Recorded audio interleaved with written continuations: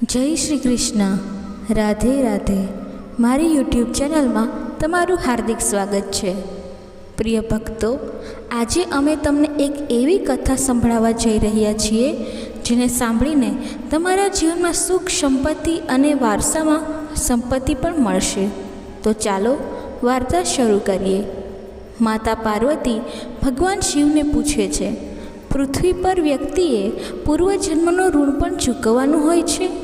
ત્યારે ભગવાન શિવ કહે છે, હે દેવી, આ સાચું છે.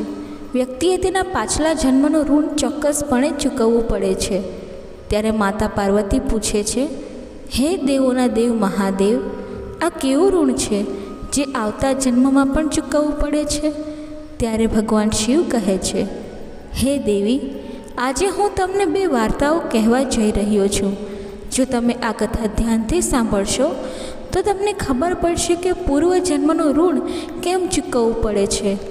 આ વિડીયોને છોડી જવાની ભૂલ ના કરતા, કારણ કે આ પવિત્ર કથાને સંપૂર્ણ રીતે સાંભળવાથી તમને મનગમતું ફળ મળશે. તો આ કથાને સંપૂર્ણ રીતે સાંભળો.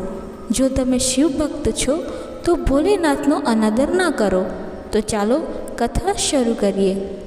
ઘણા સમય પહેલાં લાલા ગોરખનાથ રામપુરમાં રહેતા હતા. જ્યારે તેઓ ગરીબ હતા ત્યારે તેમને પૈસાની બહુ ઈચ્છા નહોતી, પરંતુ થોડા પૈસા મળતા જ તેઓ દિવસ રાત પૈસા વધારવાની ચિંતામાં ડૂબી ગયા.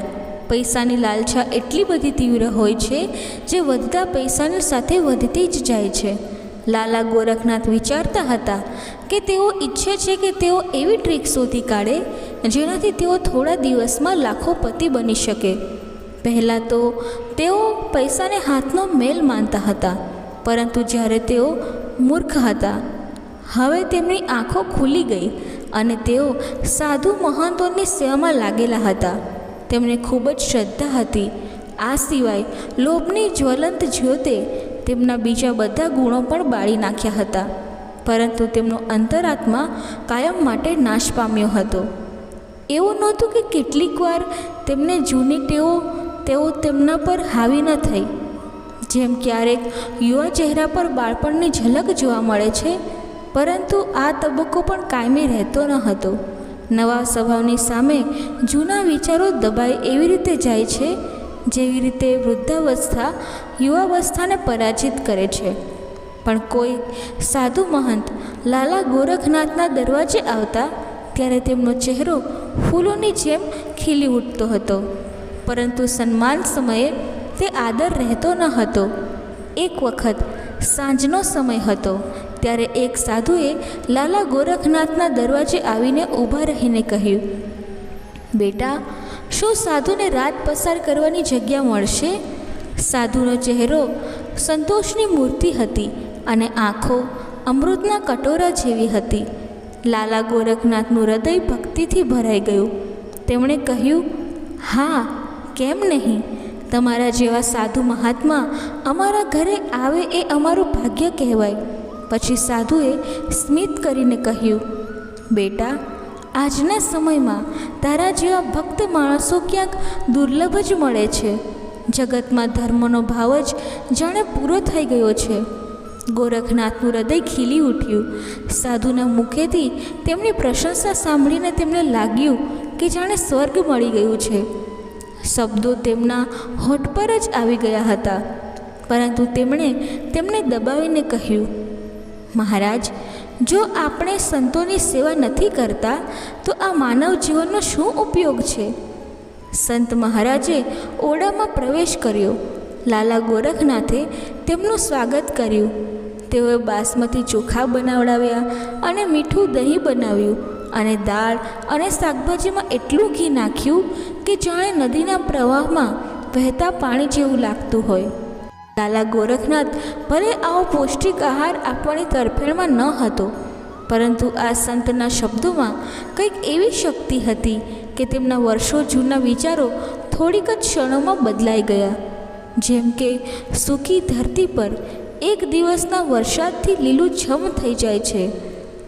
સંતનું હૃદય આ ભક્તિથી પ્રસન્ન થઈ ગયું. આખી રાત વાતો થઈ, જ્ઞાન અને ભક્તિની ચર્ચાઓ ચાલુ રહી. અંતે ગોરખનાથે મહારાજને કહ્યું, તમે સાધુ કેવી રીતે બન્યા? સાધુએ હસીને જવાબ આપ્યો, બેટા, વૃદ્ધાવસ્થા આવી ગઈ છે. હવે શું હું આખી જિંદગી ઘરમાં જ ફસાયેલો રહીશ? કોઈ હરિભજન પણ કરવું જોઈએ. હરિકૃપાથી અઢળક પૈસા કમાયા. 5 દીકરા અને 1 દીકરી છે. હવે મેં તેમને બધા પૈસા વેચી દીધા છે અને તીર્થયાત્રાએ જઈ રહ્યો છું. ગોરખનાથે સાધુ સામે જોઈને પૂછ્યું, તે બધું જ બાળકોને આપી દીધું કે પછી તમારી પાસે પણ કંઈ રાખ્યું છે? સાધુએ જવાબ આપ્યો કે મારા હાથમાં આ લાકડી દેખાય છે, એ અંદરથી ખોખલી છે. મેં તેમાં 200 સોના મહોરો ભરી રાખી છે. ક્યારેક યાત્રામાં પૈસાની પણ જરૂર પડે છે. આમ કહીને સાધુ સૂઈ ગયા. પરંતુ ગોરખનાથની આંખો જાગતી હતી. તે વારંવાર લાકડી તરફ જોઈ રહ્યા હતા અને મનમાં કંઈક વિચારી રહ્યા હતા. ધર્મની પાછળ લોભ છુપાયેલો હતો અને થોડા સમય માટે આ સંઘર્ષ એવો જ રહ્યો. પરંતુ લોભે ધર્મને હરાવ્યો. ગોરખે લાકડી ઉપાડી, પરંતુ તેના હાથ પગ ધ્રુજી રહ્યા હતા.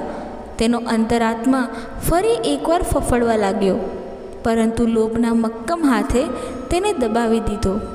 ગોરખનાથે લાકડી ખોલી અને તેમાંથી સોના મહોરો બહાર કાઢ્યા અને તેની જગ્યાએ સામાન્ય સિક્કા ભરી દીધા. બીજા દિવસે સાધુ મહાકાલ માટે તૈયાર થયા. ગોરખનાથનું હૃદય ધબકી રહ્યું હતું. તેમને ડર હતો કે સાધુને શંકા ન જાય. આ વિચારીને તેનો ચહેરો ફિક્કો પડી ગયો હતો. પરંતુ સાધુને આની કોઈ ખબર ન હતી. તે હસી રહ્યો હતો અને વાતો કરી રહ્યો હતો અને રાતની મહેમાન ગતિ માટે વારંવાર તેમનો આભાર માની રહ્યો હતો. જતી વખતે ગોરખનાથ મહારાજે કહ્યું કે મારે સંતાન નથી. કૃપા કરીને ભગવાન શિવને પ્રાર્થના કરજો કે અમને સંતાન થાય. આમ તો અમે પાપી છીએ, અમારી પ્રાર્થનાની કોઈ અસર થતી નથી. પરંતુ તમે મહાત્મા છો. ભગવાન ભોલેનાથ ચોક્કસ તમારી વાત સાંભળશે. સાધુએ જવાબ આપ્યો, ભગવાન સાંભળશે કે નહીં તે તો માત્ર તે જ જાણે છે. પરંતુ હું તમને આશીર્વાદ આપું છું કે ભગવાન શિવ તમને સંતાન આપે. સાધુ ચાલ્યા ગયા. જાણે ગોરખનાથના માથા પરથી મોટો બોજ દૂર થઈ ગયો હોય તેમ તેમને લાગ્યું કે સાધુની વિદાયથી તેમના હૃદયમાંથી કોઈ પથ્થર નીકળી ગયો. ગોરખનાથનું મન અનુભવી રહ્યું હતું કે તેઓ આ ચોરીથી બચી શકશે નહીં. તેઓ આ ચોરીના કારણે ખૂબ જ ડરી ગયા હતા. માણસને વર્તમાન સમયની સામે ભવિષ્યની કોઈ પરવા નથી હોતી. જ્યારે સાધુ મહારાજ અહીં મહાકાલ પહોંચ્યા ત્યારે તેમનું હૃદય ખુશ થઈ ગયું. અહીં સંતોને જોઈને તેઓ એટલા ખુશ થઈ ગયા કે જાણે તેમણે પોતે ભગવાન શિવને જોયા હોય. તેમનું મન મહાદેવમાં સમાઈ ગયું. એક રસોઈયાને બોલાવીને કહ્યું, મારે એક મહામૃત્યુંજય જાપ કરવો છે, જેમાં મહાકાલના તમામ સાધુઓને ભોજન આપવામાં આવશે. તેમાં કુલ કેટલો ખર્ચ થશે? હલવાઈનો અંદાજ લગાવીને કહ્યું, 1000 રૂપિયામાં બધું શાનદાર રીતે થઈ જશે. સાધુએ થોડીવાર વિચાર કર્યો અને કહ્યું, શું તમે આ બધું પ્રબંધન કરી શકશો? રસોઈયાએ જવાબ આપ્યો, હા. ત્યારે સાધુએ કહ્યું, જો તમે આ બધું પ્રબંધ સારી રીતે કરી શકો છો તો તમે બધી વ્યવસ્થા કરો. જે ખર્ચ હશે તે હું આપીશ. એમ કહીને સાધુએ તેમની લાકડી તરફ જોયું અને રસોઈયાએ જવાબ આપ્યો, મહારાજ, ચિંતા ન કરો, બધી વ્યવસ્થા થઈ જશે. બીજા દિવસે મહામૃત્યુંજયનો જાપ કરવામાં આવ્યો અને મહાકાલમાં ભારે ધામધૂમ થઈ. લોકો જોઈને ખુશીથી ઝૂમી ઉઠ્યા. તેમણે જણાવ્યું હતું કે આવી ઉદારતા અને ભક્તિમય જાપ અગાઉ ક્યારેય જોવા મળ્યા નથી. આવા સેવાભાવી લોકોની હંમેશા કમી રહી છે અને જેમની પાસે પૈસાની કમી નથી તેઓ પોતાના પુત્રના લગ્ન પર લાખો રૂપિયા ફૂંકે છે, પરંતુ ધર્મના માર્ગ પર એક પૈસો પણ ખર્ચતા નથી. એ માણસ સાચો છે જેમણે ધર્મને સમજીને ધર્મની સામે પૈસાનો મોહ ન રાખ્યો તેની પ્રશંસા સાંભળીને સાધુનું મન 7મા આસમાને પહોંચી ગયું અને તેનું હૃદય આનંદથી ભરાઈ ગયું. સાધુ ખુશ હતો, પણ તેનું નસીબ રડી રહ્યું હતું. સાંજે સાધુએ પોતાના રૂમનો દરવાજો બંધ કરીને લાકડી ખોલી તો જોયું તો લાકડીની અંદર રહેલા સામાન્ય સિક્કા જોઈને તેનું હૃદય ધ્રુજી ઉઠ્યું.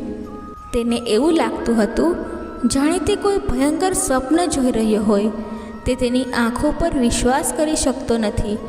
તે ઈચ્છતો હતો કે આ સ્વપ્ન શક્ય તેટલું જલ્દી તૂટી જાય, પરંતુ તે સ્વપ્ન નહોતું જે તેને જગાડે. તેણે વારંવાર તેની આંખો ચોળી અને ટૂંક સમયમાં રસોઈયાને હિસાબ આપવાનો હતો. તેણે વિચાર્યું કે હવે શું થશે. તેની આંખો સામે અપમાનની છબી દોરવા લાગી. સાધુ ધ્રુજતા ઊભા થયા. તેમને અપમાનનો વિચાર અપમાન કરતાં વધુ ભયાનક લાગતો હતો. સાધુમાં સહન કરવાની શક્તિ ન હતી. તેણે થોડીવાર વિચાર કર્યો. પછી સંતે દરવાજો બંધ કરી દીધો અને સાથે સાથે આશાના દરવાજા પણ બંધ થઈ ગયા. સંતે 4 પાયના દોરડાને બહાર કાઢીને છત પર લટકાવી દીધું. મૃત્યુ દરવાજા પર ઊભું હતું. સંતના અંતરાત્માએ ઉપદેશ આપ્યો. મન સલાહ આપતું હતું, પણ નિરાશા ચારે બાજુ છવાયેલી હતી. સંતનો ચહેરો મૃત વ્યક્તિની જેમ સફેદ થઈ ગયો. પછી ખાટલા પર ઊભા રહીને ગળામાં ફાંસો લગાવી દીધો અને ધ્રુજતા પગથી 4 પાયને ઠોકર મારી. સંત ફાંસીના માચડે લટકીને મરી ગયા. સવાર ખૂબ ખુશનુમા હતી, પરંતુ કોણ જાણતું હતું કે સાંજ આટલી દુઃખ ભરેલી હશે. થોડા સમય પછી આ ઘટના દરેક બાળકના મોઢા પર હતી. સંતનું મૃત્યુ થયું, પણ તેમના આશીર્વાદ હજુ જીવંત હતા. 1 વર્ષમાં ગોરખનાથના ઘરે એક પુત્રનો જન્મ થયો. ગોરખનાથ એટલા ખુશ હતા કે જાણે આખી દુનિયાની સંપત્તિ મળી ગઈ હોય. અંધારા ઘરમાં પ્રકાશ થઈ ગયો હતો. તેના પગ જમીન પર પડતા ન હતા. બાળકનું નામકરણ ખૂબ જ ધામધૂમથી કરવામાં આવ્યું હતું. ઉત્સવના પ્રસંગે એક મોટો જમણવાર આપવામાં આવ્યો હતો. તે દિવસે ગોરખનાથે જીવનભરની કંજૂસી દૂર કરી અને પાણીની જેમ પૈસા વહાવ્યા. બાળકનું નામ હરિનાથ રાખવામાં આવ્યું. જેમ જેમ તે મોટો થતો ગયો તેમ તેમ ગોરખનાથની ઈચ્છાઓ વધી ગઈ. હરિનાથ ખૂબ જ નમ્ર બાળક હતું. તેમની બુદ્ધિ જોઈને તેમને આશ્ચર્ય થયું. લોકો કહેતા હતા કે તેનાથી કુળનું નામ વધશે. ગોરખનાથ આ સાંભળીને ખૂબ જ ખુશ થતો હતો. મસ્તી અને ચંચળતા જોઈને તેમનો પ્રેમ વધુ વધતો ગયો. તેવી જ રીતે 6 વર્ષ વીતી ગયા. હરિનાથ શાળામાં ભણવા ગયો. ત્યાં તેમના ગુણોનો વિકાસ થવા લાગ્યો. તેઓ હંમેશા તેમના વર્ગમાં પ્રથમ આવતા હતા. ગોરખનાથ આ જોયા પછી ભગવાનનો આભાર માનતા હતા. પરંતુ ક્યારેક જ્યારે તેને તે સાધુ સાથેની તેની ગેરવર્તણૂક યાદ આવે ત્યારે તેનું હૃદય ધ્રુજવા લાગતું અને કોઈ અજાણ્યો ભય તેના આત્મા પર આવી જતો હતો. તે વારંવાર પોતાની જાત પર ગુસ્સે થઈ જતો. તે વારંવાર મનમાં ઉદાસ રહેતો કે મારી બુદ્ધિ પર જે પડદો પડ્યો હતો કે મેં આવી મૂર્ખતા કરી. પરંતુ વીતેલો સમય તેના હાથમાં આવી શકતો ન હતો. તેની પાસે 200 સોના મહોરો હતી. રૂમાલમાં બાંધીને તેને સંદૂકમાં મૂકી દીધી અને નક્કી કર્યું કે તે સાધુને આપી દેશે. તેઓએ સાધુને શોધવાનું શરૂ કર્યું. ઘણા લોકોને મોકલવામાં આવ્યા, પરંતુ તેઓ સાધુ સુધી પહોંચી શક્યા નહીં. એટલો સમય વીતી ગયો કે ગોરખનાથ તે ઘટના ભૂલી ગયા હતા. પરંતુ સોના મહોરો હજી પણ રૂમાલમાં લપેટાયેલી સંદૂકમાં પડેલી હતી. સમય વીતતો ગયો. હરિનાથ હવે 20 વર્ષનો થઈ ગયો. વસંત ઋતુના દિવસોમાં જ્યારે ખેતરોમાં સરસવ ખીલતી હતી ત્યારે ગોરખનાથ પત્ની અને પુત્ર હરિનાથ સાથે મહાકાલ જવા નીકળ્યા હતા. ત્યાં પહોંચ્યા બાદ તેઓ એક ધર્મશાળામાં રોકાયા હતા. ત્યાં ગોરખનાથને ખબર પડી કે તેમના પુત્ર હરિનાથનો સ્વભાવ સાધુઓ જેવો છે.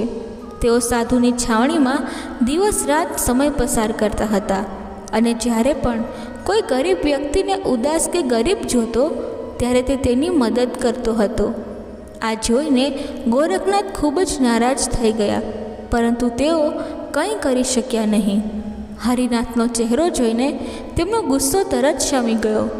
તેઓ બહુ વિચાર કરતા હતા, પરંતુ હરિનાથના આ સ્વભાવનું કારણ તેમને સમજાતું ન હતું. સાંજે એકવાર હરિનાથ મહાકાલમાં પોતાની છાવણીમાં પાછા ફરી રહ્યા હતા કે રસ્તામાં તેમને એક વૃદ્ધ માણસ રડતો જોવા મળ્યો. હરિનાથે આશ્ચર્યથી પૂછ્યું, તમે કેમ રડો છો? ત્યારે વૃદ્ધ માણસે કહ્યું, શું કહું, મને કહેતા પણ શરમ આવે છે. ત્યારે હરિનાથે કહ્યું, તેમ છતાં મને કહો. ત્યારે તે વૃદ્ધ માણસ કહે છે, હું ગંગાજીમાં ડૂબીને મારું જીવન સમાપ્ત કરવા જઈ રહ્યો છું, કારણ કે મને ધંધામાં નુકસાન થયું છે અને મારા માથે ઘણું દેવું છે. ત્યારે હરિનાથે કહ્યું, પરંતુ આ એક નાની વાત છે. વૃદ્ધે વિચિત્ર આંખોથી હરિનાથ સામે જોયું અને કહ્યું, મારે મારું ઋણ ચૂકવવું પડશે, નહીં તો મારી પાસે આત્મહત્યા સિવાય કોઈ વિકલ્પ નહીં રહે. હરિનાથ થોડો સમય મૌન રહ્યો. આ મૌન પેલા કમનસીબ વૃદ્ધ માણસ માટે આશા બની ગયું. તેના આંસુ બંધ થઈ ગયા. પછી હરિનાથે પૂછ્યું કે તમારે કેટલા પૈસાની જરૂર છે? જ્યારે કોઈ વ્યક્તિ નિરાશ થાય છે ત્યારે તેને દરેક પગલે આશાનું કિરણ નજર આવે છે. વૃદ્ધે ગણતરી કરી અને જવાબ આપ્યો કે મારા માથે લગભગ 2000નું દેવું છે. હરિનાથ ફરીથી થોડીવાર શાંત રહ્યા. પછી તેમણે કહ્યું કે ચિંતા ન કરો, વ્યવસ્થા થઈ જશે. વૃદ્ધે પૂછ્યું, ક્યાં સુધીમાં કરી આપશો? ત્યારે હરિનાથે કહ્યું કે આજ રાત સુધીમાં કરી આપીશ. તમે મને ક્યાં મળશો? વૃદ્ધે કહ્યું કે ચોક પર આવેલી મોટી મીઠાઈની દુકાન છે, એ મારી દુકાન છે, હું તમને ત્યાં મળીશ. હરિનાથ ધર્મશાળામાં ભાગતો ભાગતો પહોંચ્યો. તેના હૃદયના ધબકારા વધી ગયા હતા. તેનું મન વ્યાકુળ થઈ રહ્યું હતું. તે વૃદ્ધ માણસની કટોકટીને શક્ય તેટલી વહેલી તકે દૂર કરવા માંગતો હતો.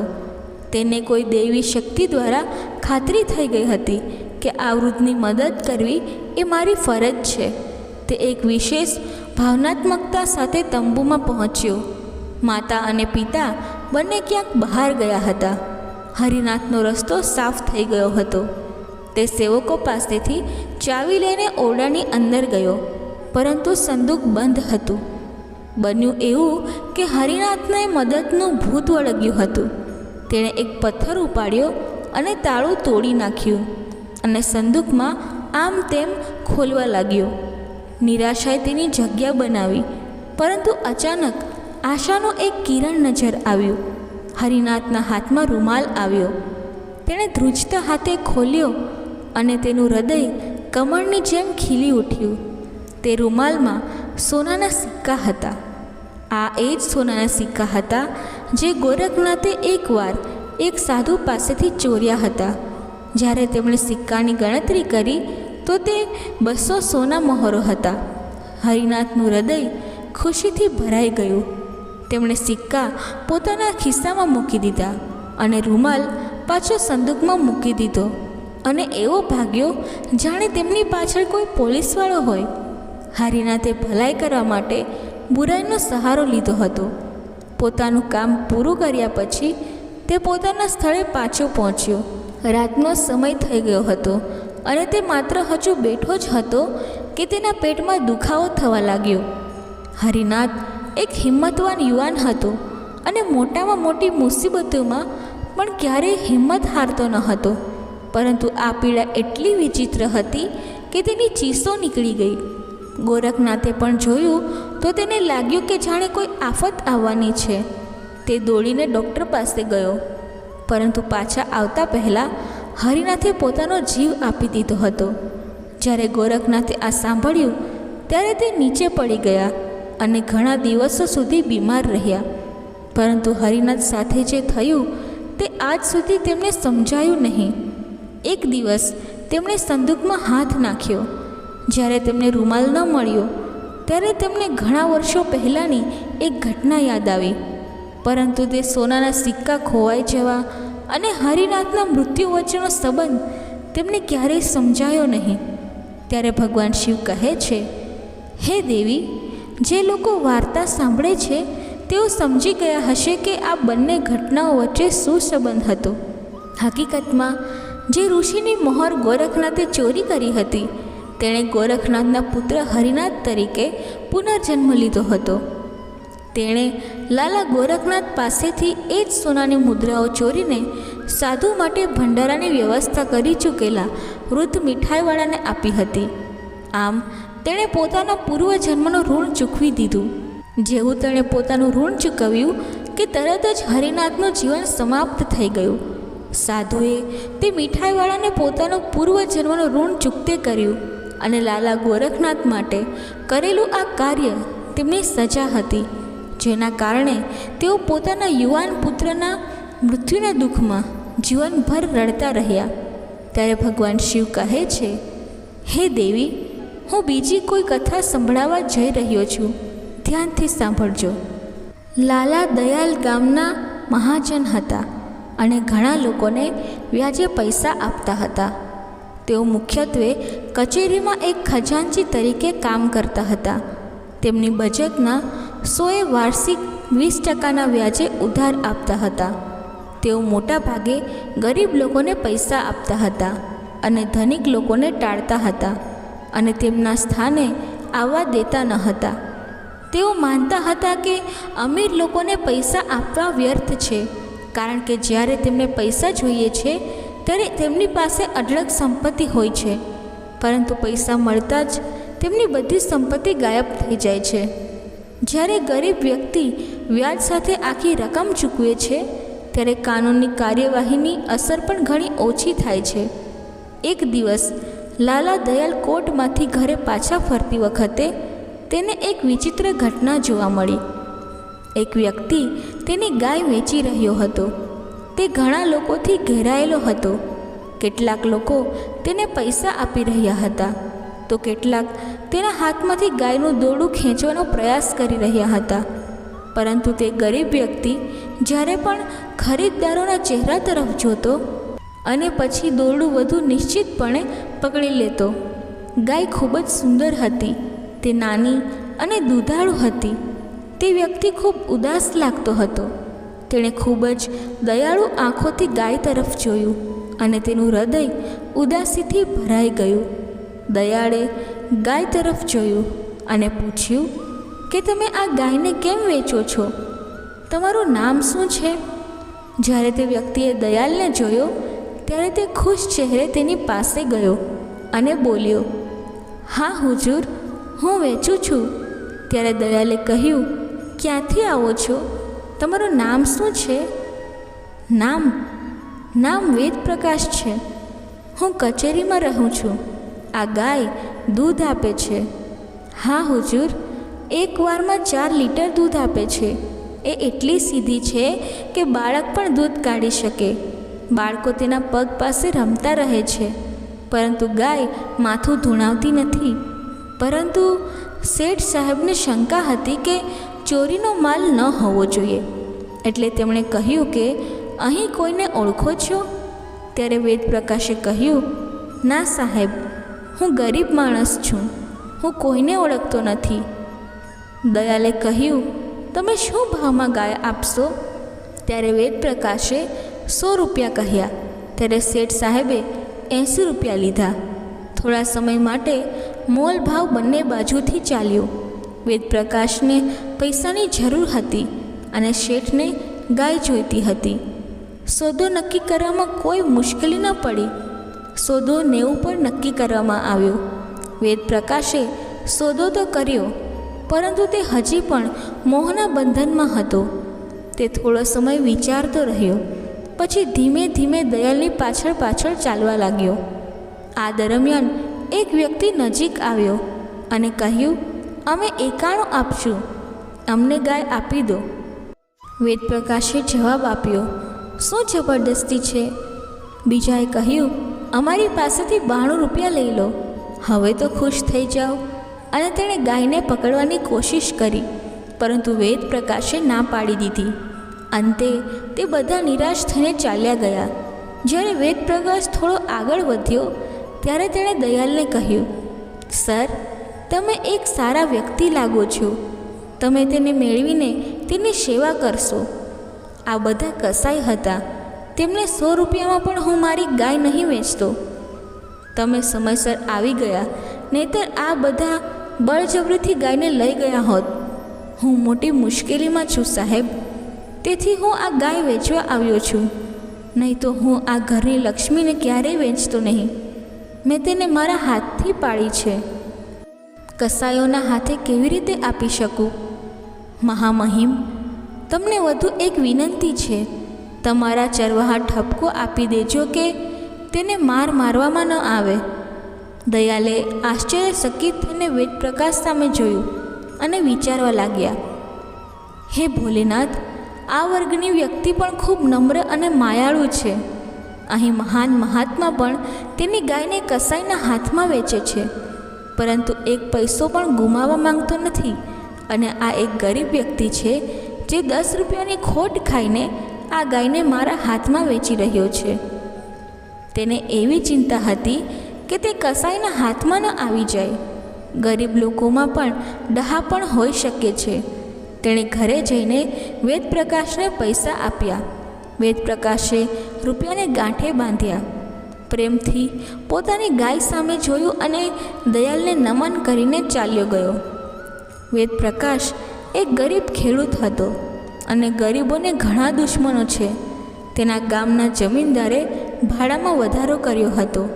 જ્યારે વેદપ્રકાશ ભાડું ન ચૂકવી શક્યા અને તેમને પૈસાની જરૂર હતી, ત્યારે તેમણે પોતાની ગાય વેચવાનું નક્કી કર્યું.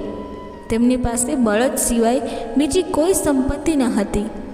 તે આ ગાયને તેના જીવથી પણ વધારે પ્રેમ કરતો હતો, પરંતુ પૈસાની જરૂરિયાતે તેને મજબૂર કર્યો. તેને ગાય વેચવાની ફરજ પાડી.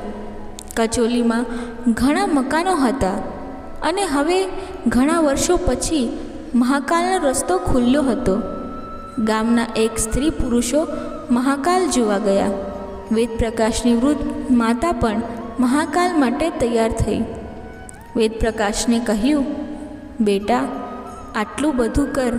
બસ આજ મારા દિલમાં એક જ ઈચ્છા રહી ગઈ કે મારે બાબા ભોલેનાથને મહાકાલમાં દર્શન કરી અને તે પછી હું દુનિયામાંથી જાઉં.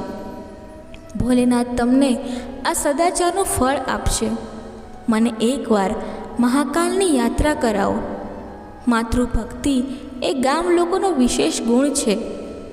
વેદપ્રકાશ પાસે એટલા પૈસા ક્યાં હતા કે તે મહાકાલ માટે જઈ શકે, પરંતુ તેમણે માતાની આજ્ઞાને કેવી રીતે ટાળી શકે તે વિચારવા લાગ્યો.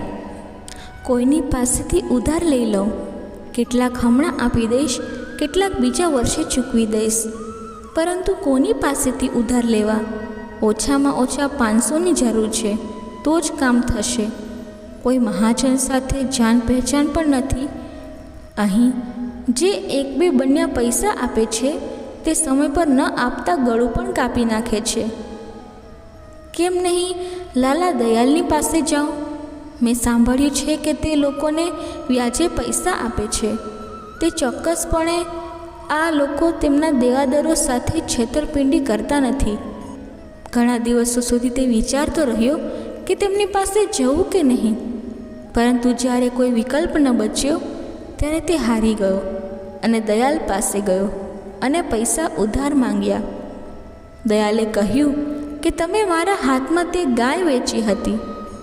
હા સરકાર, મેં પૈસા આપી દઈશ, પરંતુ હું વચન પર પૈસા લઉં છું. જો તમે વચન પૂરું નહીં કરો તો તમારા જીવન પર આવી બનશે. પછી હું કોઈ છૂટ નહીં આપું. મને કહો કે તમે ક્યારે પાછા આવશો? વેદપ્રકાશે મનમાં ગણતરી કરી અને કહ્યું કે સરકાર, 2 વર્ષનો સમય આપો. જો તે 2 વર્ષમાં પાછો નહીં આવે તો વ્યાજ 100 દીઠ 20 થશે. તમારે જે કરવું હોય તે કરો. વેદપ્રકાશને 500માંથી 450 મળ્યા. કેટલાક ખર્ચ કાપી લેવામાં આવ્યા, કેટલાક વ્યાજમાં ગયા. ઘરે આવ્યા બાદ થોડો ગોળ વેચી દીધો અને પત્નીને સમજાવ્યા બાદ મહાકાલ પોતાની માતા સાથે ગયા. 2 વર્ષ વીત્યા ત્યારે લાલા દયાલે વેદ પ્રકાશને પોતાના ઘરે બોલાવવા માટે એક વ્યક્તિને મોકલ્યા અને કડક અવાજે કહ્યું, હજુ 2 વર્ષ પૂરા નથી થયા, પૈસા ક્યાં છે? વેદ પ્રકાશે ખૂબ જ વિનમ્ર અભિવ્યક્તિ સાથે કહ્યું, સાહેબ, હું ખૂબ જ ગરીબીમાં છું. માતાજી જ્યારથી મહાદેવજીને જોઈને આવી છે ત્યારથી બીમાર રહે છે. હું દિવસ રાત તેમની દવા દારૂમાં દોડતો રહું છું. જ્યાં સુધી એ જીવતી રહેશે ત્યાં સુધી કંઈક સેવા કરીશ. પેટની ભૂખ તો આખી જિંદગી રહેશે. આ વખતે પાક નથી થયો સાહેબ. માત્ર મહાદેવ જ જાણે છે કે હું દિવસ કેટલી મુશ્કેલીથી પસાર કરી રહ્યો છું. હુજુરના રૂપિયા કોળી કોળી આપીશ. 1 વર્ષનો સમય હજુ આપો. માતાજીને સારું રહેશે તો હું બધું ઋણ ચૂકવી દઈશ, દયાલે કહ્યું, અને સેંકડો વ્યાજ થઈ જશે. વેદપ્રકાશે જવાબ આપ્યો, જેવી હજુરની મરજી. વેદપ્રકાશ આ વચન સાથે ઘરે આવ્યા. પછી જોયું કે માતાનો છેલ્લો સમય આવી પહોંચ્યો છે. માતાએ તેના પુત્રને પ્રેમભરી આંખોથી જોયું, આશીર્વાદ આપ્યા અને આ દુનિયામાંથી જતી રહી. વેદપ્રકાશ જે પહેલેથી જ ગળા સુધી દેવામાં ડૂબેલો હતો, હવે તે તેના માથા સુધી પહોંચ્યું. તેણે પડોશી પાસેથી કંઈક ઉધાર લીધું અને અંતિમ સંસ્કારની વ્યવસ્થા કરી. પરંતુ મૃત્યુ પછી તેણે આત્માની શાંતિ માટે દાન અને ભોજન કર્યું. હવે એવો મોકો ક્યારે આવશે જ્યારે તે તેની માતાની સેવા કરી શકે? પછી તેને શું તક મળશે? તે તેની ધાર્મિક અને સાંસારિક જવાબદારીઓના પરાકાષ્ઠા હતી. હવે એ વિચારવા લાગ્યો કે પૈસા ક્યાંથી લાવવા. લાલા દયાળ હવે કંઈ ન આપે. તારે તેની પાસે એકવાર જવું પડશે. કદાચ મારી દુર્દશા સાંભળીને તેને દયા આવશે. તે મોટો માણસ છે. 100 રૂપિયા તેના માટે કોઈ મોટી વાત નથી. આવું વિચારીને તે લાલા દયાલ પાસે જવા લાગ્યો. રસ્તામાં દરેક પગલું ભરવું મુશ્કેલ હતું. હું કયા મોડેથી જાઉં? તે 3 દિવસ જ થયા છે. મેં 1 વર્ષમાં છેલ્લું ઋણ ચૂકવવાનું વચન આપ્યું હતું. હવે જો હું વધુ 1 રૂપિયા માંગું તો તેઓ શું વિચારશે? જો હું તેમની જગ્યાએ હોત તો મેં તેને ક્યારેય ન આપ્યો હોત.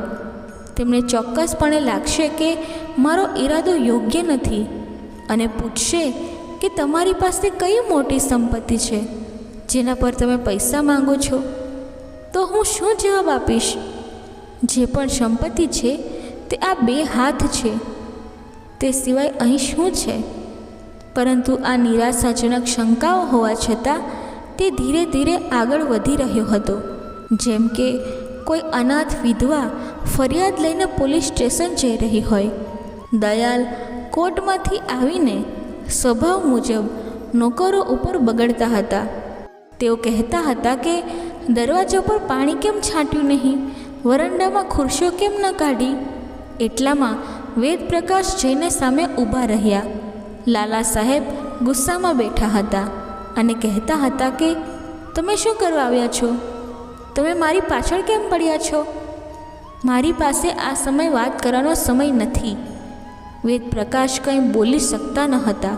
આ ઠપકો સાંભળીને તેઓ એટલા હતાશ થઈ ગયા કે તેઓ કંઈ પણ બોલ્યા વગર પાછા ફર્યા અને વિચારવા લાગ્યા, આ જ વાત સાંભળવા આવ્યો હતો. મારા અક્કલ પર પથ્થર પડેલા હતા. દયાલને થોડી દયા આવી. જ્યારે વેદપ્રકાશ નીચે ઉતર્યો ત્યારે તેણે સહજ હળવેથી કહ્યું કે તમે કેમ આવ્યા? કોઈ કામ હતું? કોઈ કામ હતું નહીં. આજ સલામ કરવા આવી ગયો. કહેવત સાંભળી નહીં? તમે ખેડૂત કોઈને અર્થ વગર સલામ નથી કરતા. મને કહો શું કામ હતું? વેદપ્રકાશે જોર જોરથી રડવાનું શરૂ કર્યું. દયાલે અનુમાન લગાવ્યું એમની મા ગુજરી ગઈ છે. તેમણે પૂછ્યું કે વેદપ્રકાશ, તારી માનું અવસાન થયું છે? હા, આજે 3જો દિવસ છે. દયાલે કહ્યું, રડવાનો શું અર્થ છે? ધીરજ રાખ. ભોલેનાથની આ જ ઈચ્છા હતી. આવા મૃત્યુનો શોક ન કરવો જોઈએ. એને તારા હાથમાંથી અગ્નિદાહ મળ્યો. તારે હવે બીજું શું જોઈએ છે? હું કંઈક કહેવા આવ્યો છું, પણ મારામાં હિંમત નથી.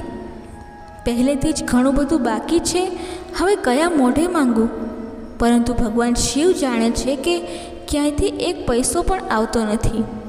મારે એવું કામ કરવું પડ્યું છે કે જો હું તે નહીં કરું તો મને આખી જિંદગી પસ્તાવો થશે. હું તમને કશું કહી શકું તેમ નથી.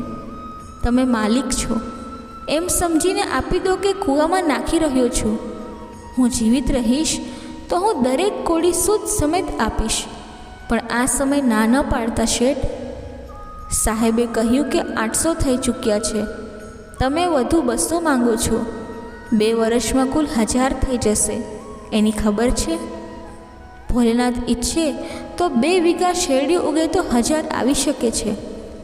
ભોલેનાથ ઈચ્છે તો બધી કોડી તમારી સમય મર્યાદામાં ચૂકવી દઈશ. દયાલે ફરી 200 રૂપિયા આપી દીધા. જે લોકો તેમના વ્યવહારથી પરિચિત હતા તેઓને આ છૂટ પર તેમને ખૂબ આશ્ચર્ય થયું. ખેતીની સ્થિતિ અનાથ બાળક જેવી છે. પાણી અને હવા અનુકૂળ હોય તો અનાજના ઢગલા થાય છે, અને જો તેની કૃપા ન હોય તો કપટી મિત્રની જેમ પાકેલા ખેતરોને પણ દગો આપી જાય છે. વેદપ્રકાશે હૃદય તોડીને સખત મહેનત કરી દિવસ રાત એક કરી દીધી. પત્ની અને બાળકો પણ પૂરેપૂરો સાથ આપવા લાગ્યા. આખું ગામ દાંત નીચે આંગળી દબાવતું હતું. લોકો પ્રકાશને કહેતા હતા કે આ વખતે બધા દેવા દૂર થઈ જશે, આ વખતે બેડો પાર થઈ જશે. વેદપ્રકાશ વિચારતો હતો કે હવે ગોળના જે પણ પૈસા હાથમાં આવશે હું તે બધાને લઈને લાલા સાહેબના ચરણોમાં મૂકી દઈશ. જો તે પોતે તેમાંથી 2 થી 4 રૂપિયા કાઢી આપે તો હું લઈ જઈશ, નહીં તો આ વર્ષે પણ હવા પાણી ખાઈને જીવી લઈશ. પણ જે લખ્યું છે તે કોણ ભૂસી શકે? તે અગ્નિનો મહિનો હતો. વેદપ્રકાશ ખેતરની વાડ પર બેઠો બેઠો રક્ષા કરતો હતો. ઠંડા વાતાવરણમાં તેની પાસે એક જૂની ચાદર હતી. ઠંડીની રક્ષણ માટે તેણે સૂકા પાંદડા સળગાવી રહ્યો હતો. અચાનક જોરદાર પવનનો સુસવાટો આવ્યો અને ખેતરમાં સળગતા પાંદડા ઉડ્યા. આગ લાગી. ગામ લોકો આગ બુઝાવવા માટે આવ્યા, પરંતુ આગની જ્વાળાઓ ઉડીને અહીં ત્યાં ફેલાઈ ગઈ. તમામ પ્રયત્નો નિષ્ફળ ગયા. આખરે આખું ખેતર બળીને ખાખ થઈ ગયું અને વેદપ્રકાશની આશાઓ પણ તૂટી ગઈ. હૃદય પણ તૂટી ગયું. હાથ પગ ઢીલા થઈ ગયા અને સામે પીરસાયેલી થાળી છીનવાઈ ગઈ. ઘરે આવ્યા ત્યારે દયાલને ઋણની ચિંતા માથા પર સવાર થઈ ગઈ. ચિંતા પોતાના વિશે નહોતી, બાળકોની કોઈ ચિંતા નહોતી. ભૂખે મરવું અને નગ્ન રહેવું એ ખેડૂતનું ભાગ્ય છે. એકમાત્ર ચિંતા હતી દેવાની. આ બીજું વર્ષ વીતી રહ્યું છે અને 2-4 દિવસમાં લાયા દયાલના માણસો આવવાના છે. હું તેમને કયા ચહેરા સાથે મળું? મારા તેમની પાસે જવું જોઈએ અને તેમને વધુ 1 વર્ષનો સમય આપવા વિનંતી કરવી જોઈએ. પરંતુ 1 વર્ષમાં 1200, 1 વર્ષમાં કયો પર્વત તૂટશે? તે કેવો સારો માણસ છે. તેણે રૂપિયા ઉઠવીને આપી દીધા. હવે સન્માન ભગવાનના હાથમાં છે.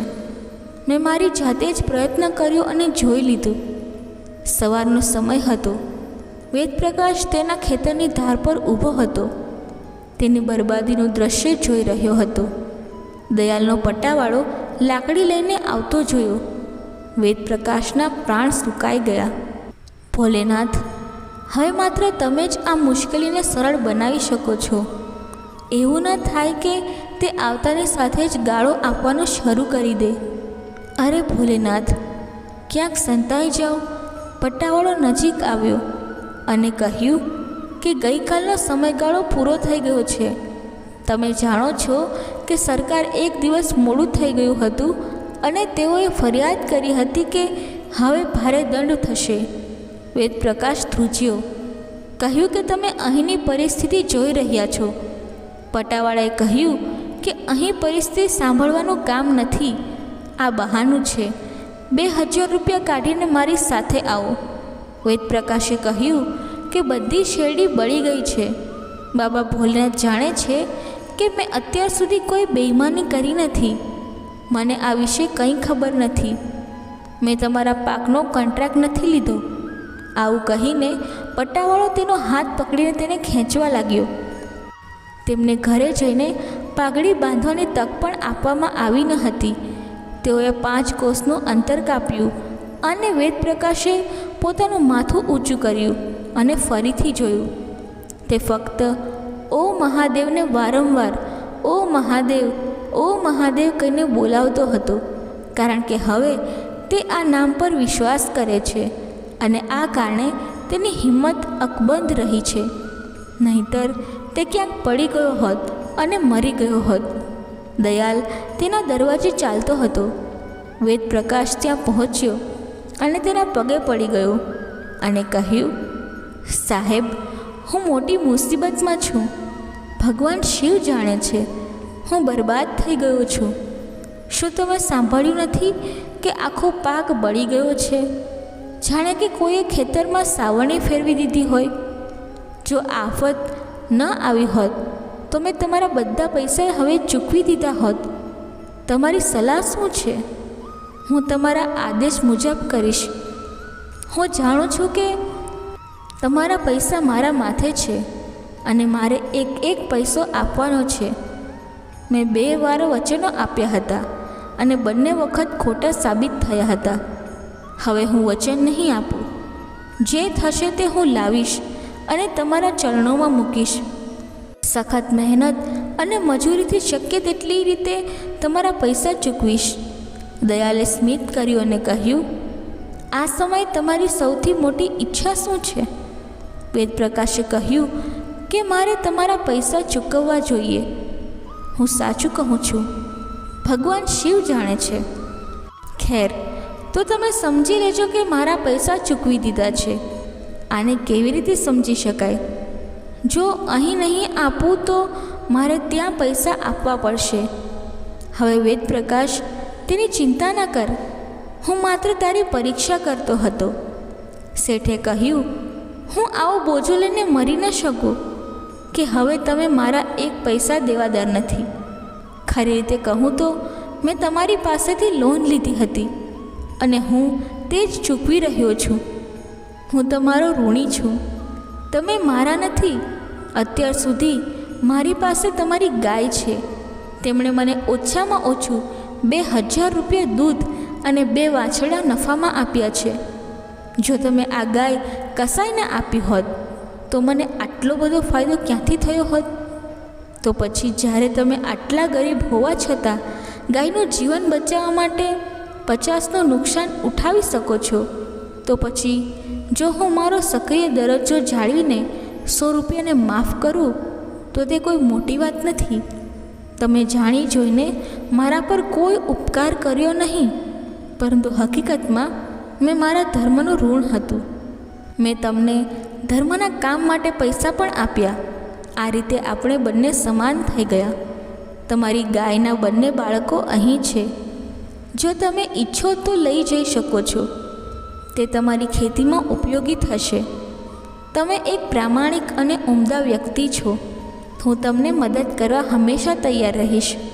જો તમને આ સમયે પૈસાની જરૂર હોય તો તમે ઈચ્છો તેટલું લઈ જઈ શકો છો. વેદપ્રકાશને લાગ્યું કે જાણે તેમની સામે કોઈ દેવદૂત બેઠો છે. તે ધન્યવાદ પણ કહી શકતો નહીં અને આંસુ રોકીને કહે છે, સાહેબ, બાબા ભોલેનાથ તમને આ ભલાઈનો બદલો આપશે. હું તમને આજથી તમારો ગુલામ માનીશ. દયાલે કહ્યું, તમે મારા મિત્ર છો, ગુલામ નથી. તેમણે જવાબ આપ્યો, જે લોકો પૈસા આપીને ગુલામીમાંથી મુક્ત થયા છે તેમને મુક્તિધન કહેવામાં આવે છે. તમે મુક્તિના પૈસા તો આપી જ દીધા છે. હવે આ શબ્દ ક્યારેય ન બોલો. વેદપ્રકાશ ખૂબ જ આભાર માનીને ઘરે પરત ફર્યા અને તેમના મનમાં સંતોષ હતો કે તેમણે લાલાજીનું ઋણ ચૂકવવું નહીં પડે. આમ કહીને ભગવાન શિવ આ કથાનો અંત લાવે છે. જો આ વિડીયો બોલતી વખતે કોઈ ભૂલ થઈ ગઈ હોય તો હું માફી માંગુ છું. આશા રાખું છું કે તમને બધાને આ વિડીયો ગમ્યો હશે. જો તમે શિવના સાચા ભક્ત છો તો ચેનલને સબસ્ક્રાઈબ કરો અને વિડીયો લાઈક કરી કમેન્ટમાં હર હર મહાદેવ લખો.